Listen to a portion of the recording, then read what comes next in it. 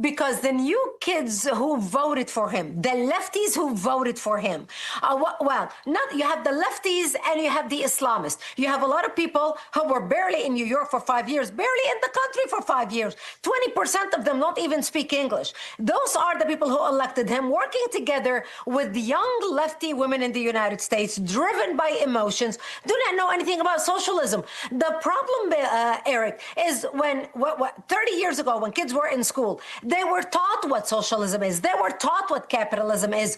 They were taught information, and it was up to them to decide what is good and what is bad. Right now, our kids in school, they're not learning about socialism. So while they vote for a socialist, they have no idea what socialism is, whether it worked in the past or not, because they are not taught that.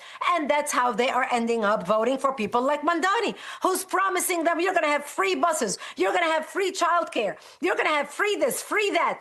And of course, before he is even in office, Hochul comes out and says, oh, no, we're not going to be able to give you free buses because we need the money.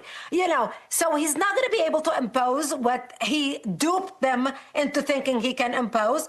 But then again, you're looking at an idealist guy who never ran a company, who never ran a corporation, who never balanced the checkbook and actually balanced the payroll. Yet he is elected to run the biggest city in our country. There's a big difference between running and governing. Mm-hmm. And he can't push back on Hamas what they did on October 7th. He's been asked several times. He just won't do it. No. And he wants the UN, he wants foreign law now applied in New York. I mean, we already see the writing on the wall.